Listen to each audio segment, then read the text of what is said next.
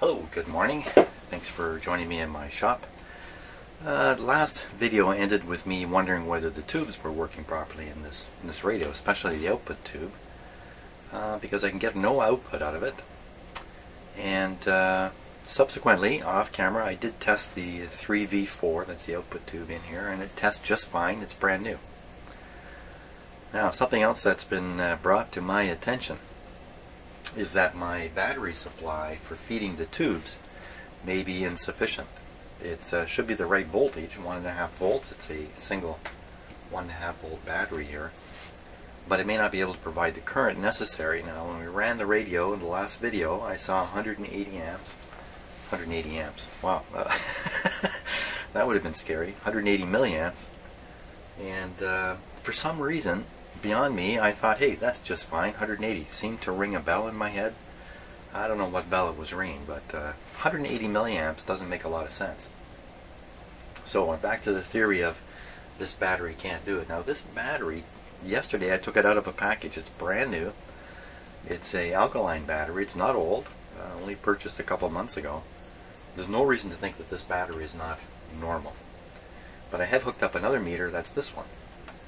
This one's reading the voltage on the battery, and it's 1.5 volts full scale, and you can see the pointer is sitting over there waiting for its chance. This one is going to be reading the current flow from the battery, 180 milliamps last time. Now there's 4 tubes in here. They're all 1.5 volt filaments in them, and I believe they all draw 100 milliamps of current when they're operating, except the 3V4 will draw double that.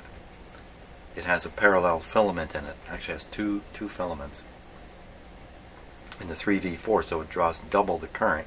So all told, that's 500 milliamps. Now that rang a bell. 500 milliamps rang a bell. I seem to remember having my power supply out here and running this from the power supply and looking for that half amp. Half an amp, that's a pretty good chunk of current to come out of a little battery like that, but I think those batteries can do it. I think those batteries can do over an amp. They just can't do it for forever or for very long. So I'm sort of convinced and unconvinced that it's probably the battery. I'm going to find out in just seconds here when I turn on the power here. I'm going to do it without the B+, just so we can watch these 2 meters over here. These meters are going to be so exciting. Let's get a closer look at them. Okay. Don't step in front of the light, Jim. Okay, here we go. So I expect this to stay 1.5 or very close, and this guy to come up. The last time it was 1.8.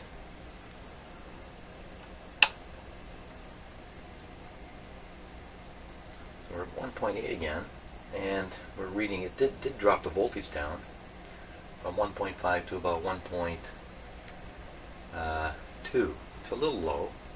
This is definitely low though. This should be 400 or 500.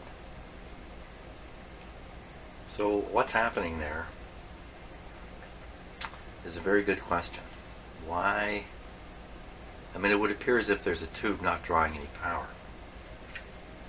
And I don't like popping these tubes in and out with the power on. They are so sensitive, and I'm once hurt, twice shy. In a previous life, I blew 5 1-volt tubes out of a radio like that before I even knew what had happened. I have another radio. I actually have this radio. It's a nice one, except that one, if you pull out and plug in tubes, you'll blow the tubes as you do that, and I've done it to a few. So that's why I'm so shy about fooling around with this radio, more so than I would be.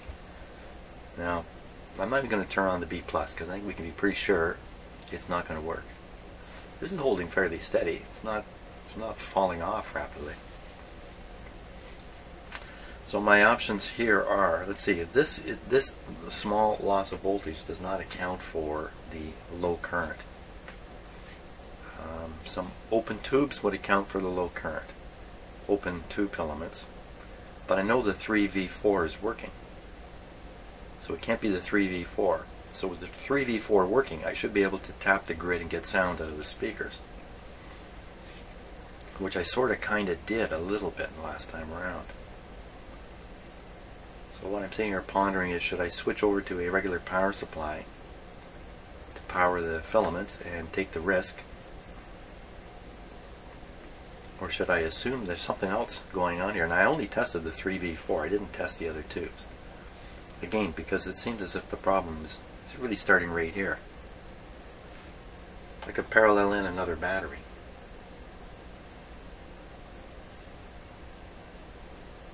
Hard to believe that would make a difference. You would expect as the battery wears out, which it would, this is a battery operated radio, and you're going to tend to play it until the batteries are weak. As the heater battery wore out, you would just get a loss of volume to a point where it became intolerable. Then you'd have to get another battery or get your A battery charged up again. I don't know what to do next. I'm not sure. Okay, I gotta stop until I think of my next move here. Okay, so I'm gonna try injecting a signal into the grid of the 3V4 with the radio apparently on, B+, and A current also. And we'll feed in a small audio signal, which you can hear right now. I'm just making sure it's working, coming out of the speaker here. And I'll touch it to the grid of the output tube, and we'll see what we get. We should get something. So,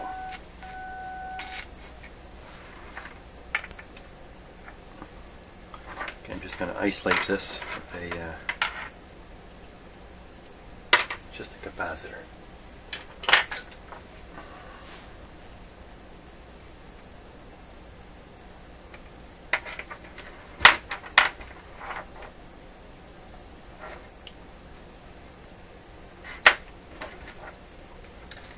Okay, so pin number 6, it's easy to find. It's 1 before 7, it's right here. Okay. Switch on my power supply, let it warm up a little bit. Maybe I should get my coffee off the bench here.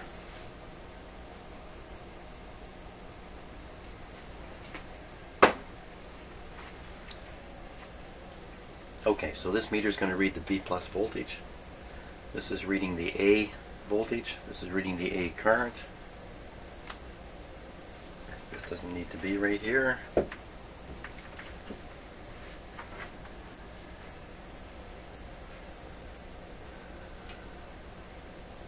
think we're all set here. Okay. I try not to put my arm in front of things. I can avoid it.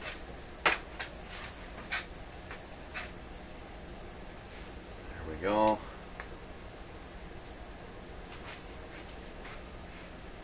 Okay, we're going to switch on the radio. There's 180 milliamps again.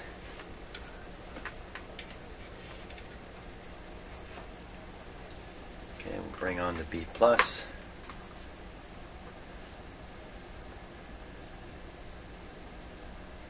I'm also watching the current on the filaments. Okay, so we're up around 80 volts. That's plenty. Volume up. Not a sound.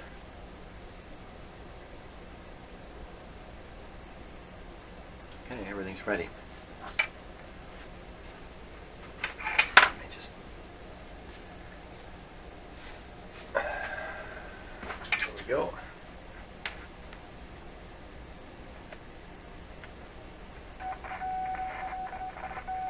How do you like that? Actually, there's no volume control here. Well,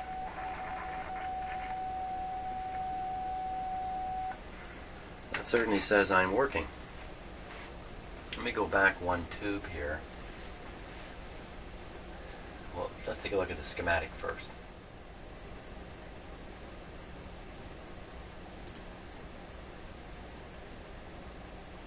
Okay, so here's the schematic, and I just fed the signal in on this grid right here, and we heard it. So what I want to do is feed it in on this grid. I want S5 off the volume control. So basically I can just feed it into this slider on the volume control here. That should do the trick. Okay, back we go.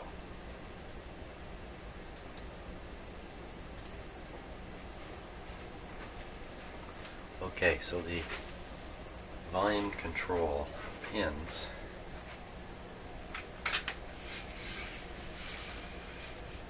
terminals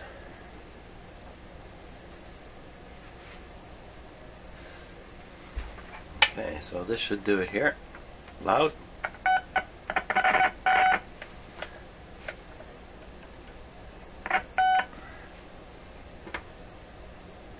Last pin is kind of way back here. So the audio portion of this receiver is working. Why it is I didn't get any finger noise out of it? Why no finger noise? Why no finger noise?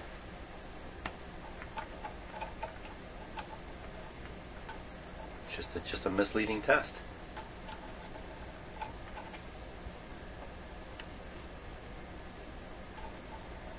Huh.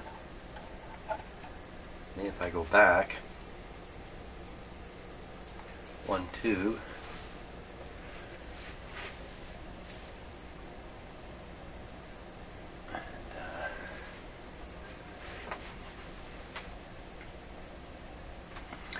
Pin 6. There we are. There's a wire from this terminal to pin 6 on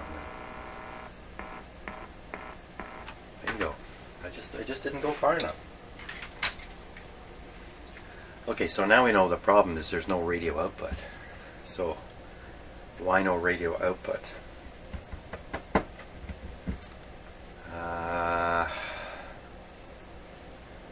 Well, let's look at the schematic again and see if I can do another signal injection.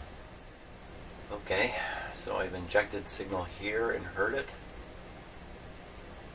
This is where the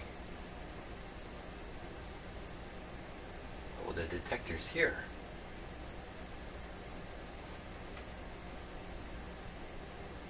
Oh, that's hard to look at. Look at how they drew this. Uh-oh, this wouldn't pass my office. I wouldn't sign off on this drawing. I got confused by it. You got a shielded wire coming this way. And then you have the output from here coming down here. The two of them are kind of drawn on top of each other. You know what it looks like? It looks to me like somebody drew the conductor here. And then someone came along and he drew the line in here, and somebody came along subsequently and said, you know what, you got to show this shielded. This is a shielded wire. You got to show it. So he added in the shielding dashes, and when he got here, he just couldn't. Come on, this stuff's done with pencil at first. They could erase that. Shame, boy. I'd have this guy in my drafting office. I could say, what are you doing here? You're going to confuse me in the year 2016. Don't you know that? 50 years from now, people are going to look at this drawing and get confused. Okay, so now let me get back to what I'm doing. So here's the output coming down here all by itself, skipping over there, going to the plate. So this is the rectified circuit here, the rectified voltage.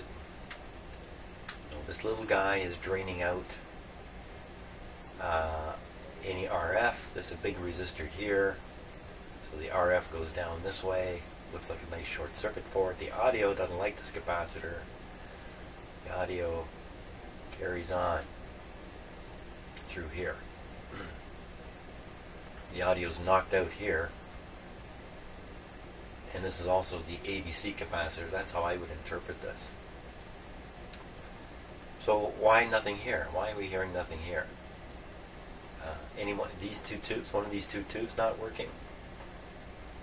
No antenna connected. Oh, there is no antenna connected. There's no antenna connected. Okay, let's hook up an antenna. In the end, it's just some real basic stuff here I just didn't quite get right. Now when things don't work, you're quick to wonder why. And the way my mind works, I tend to go to more interesting problems. This is the antenna lead here.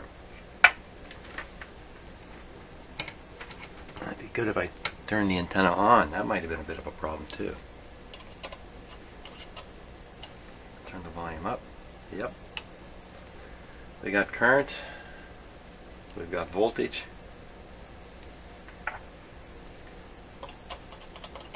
We got the volume up full.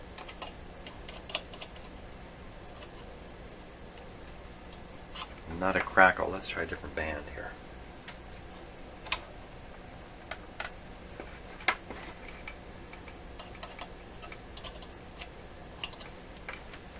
Okay, we'll go back to the AM band.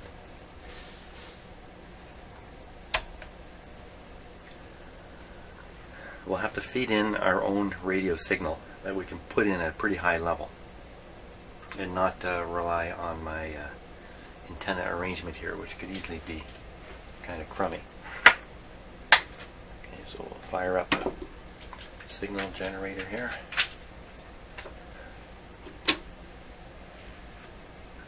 We're in the AM radio band. So we're going to want this.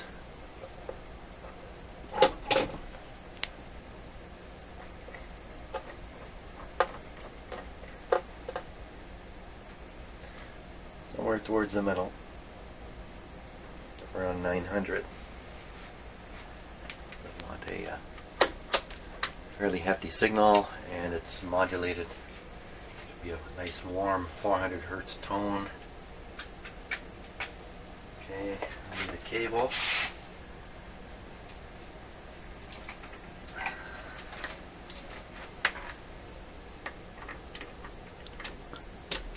Let's look at the back of my shirt.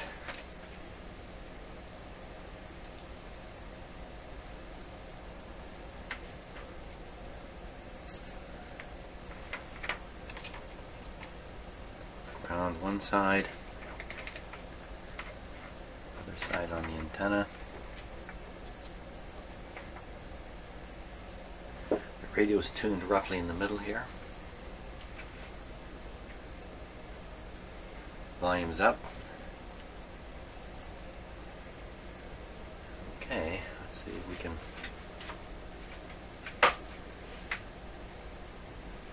hear this. Okay, current still flowing, B plus still there.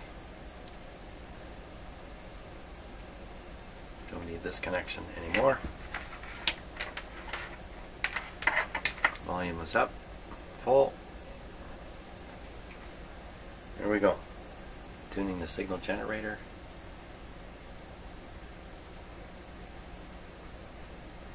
Let's go higher power. This is quite a strong signal now.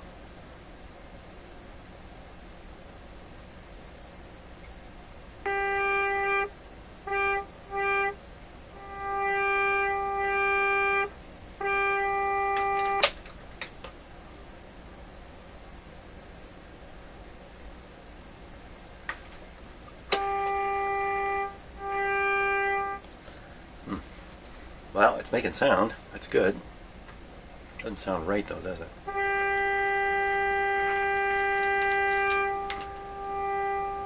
I'm varying the signal strength going into the radio.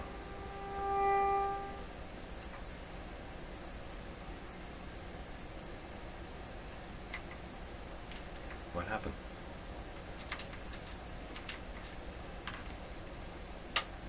It's going along fine there, and then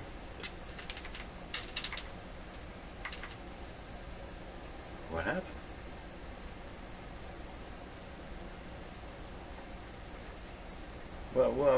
What?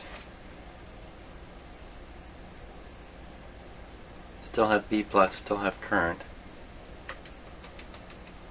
Whoa. Where'd it go?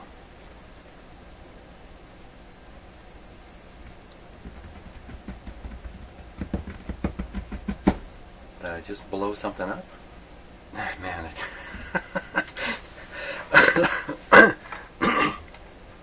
You know, if it wasn't for everything that happens in this shop, this would all be easy. Easy as can be. Why, okay, got B+. Got current.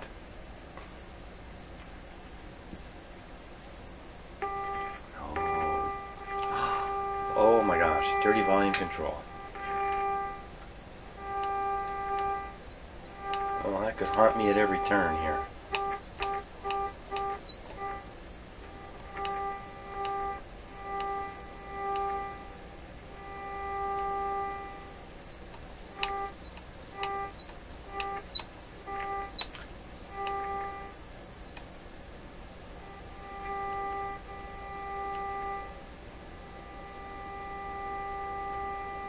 Okay, it's pretty reliable now. So I'm putting in a very hefty signal.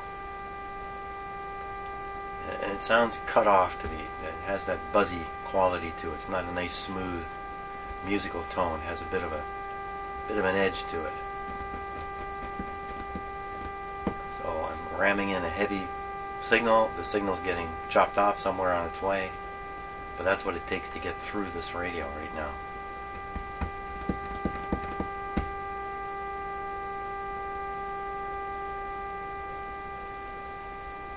That's going up and down.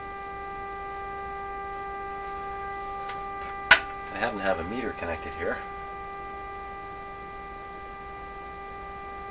Just so happens. And this is reading the speaker volume there. Oh, just warming up.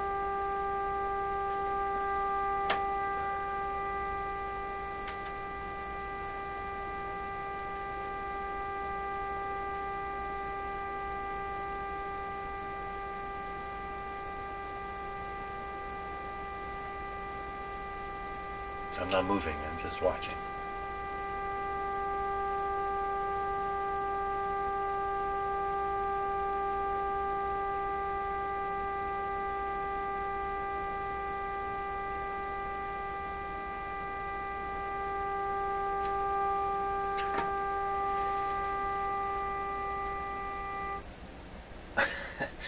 Whoops, that wasn't supposed to happen.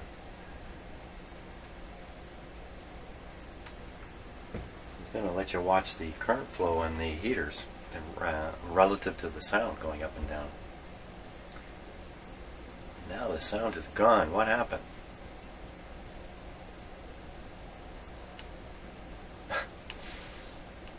Got B+, still got current.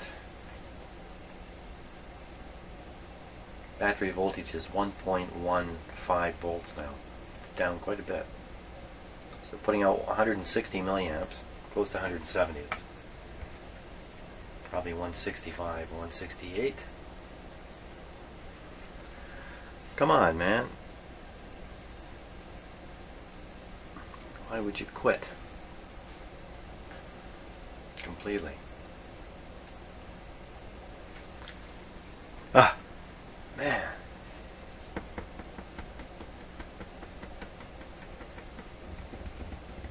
I really wasn't expecting it to stop again. Can't believe it's tuned itself out. I could get a B+ reading on the meter but not have B+ reaching the radio. That's possible.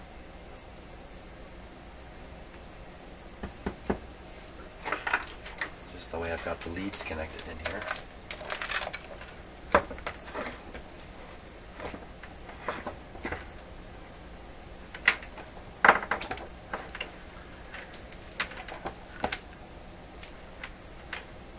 Any B+ inside you?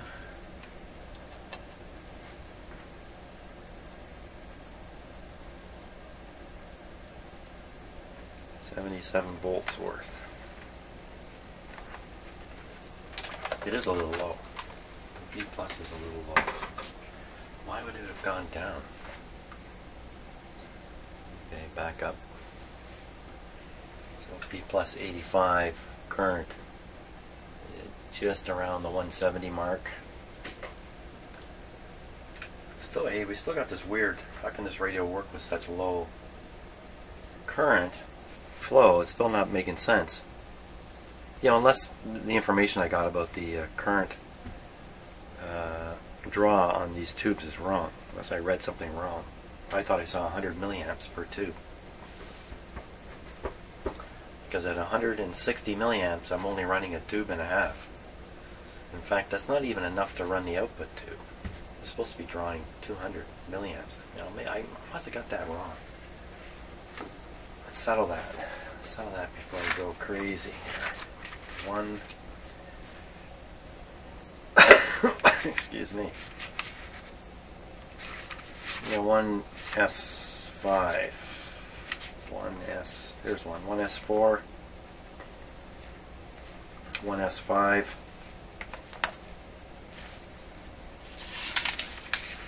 What are we doing here? 1R5.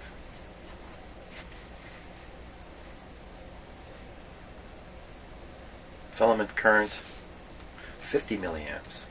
I did get it wrong. 50 milliamps. So it's 100. It's 100 in the 100, 150, 200, 250. So we should expect 250. We're getting 150.